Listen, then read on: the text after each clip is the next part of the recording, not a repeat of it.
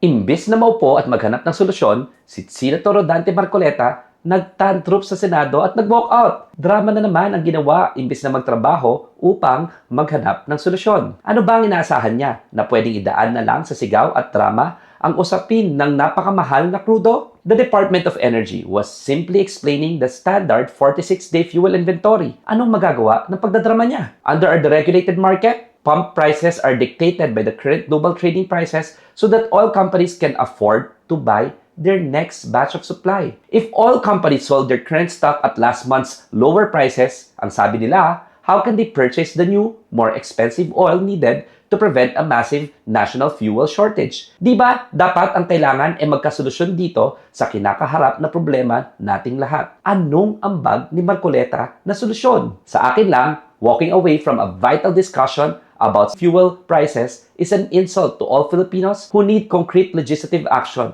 not theatrical walkouts. Marcoleta should stay in his seat and push for immediate amendments to the oil deregulation law to give the state more control over fuel pricing. Maaari sana gumawa ng polisiya kasama ng posibleng pag-uusap sa regulations at a time of a crisis. Pero he chose the easier path. Just walk out from the tough conversations. True leaders stay in the room to grapple with the most excruciating problems instead of fleeing the moment their intellectual bankruptcy is finally exposed. Sa bagay, sa ingay ni Marcoleta at pagdepensa ng interes ng Tsina at hindi ng Pilipinas, mas mainam sigurong wala na lang siya sa usapan. Mag-walkout na lang siya lagi. Ang Yamanak, Atty. Dino De Leon po at dapat patas sa batas.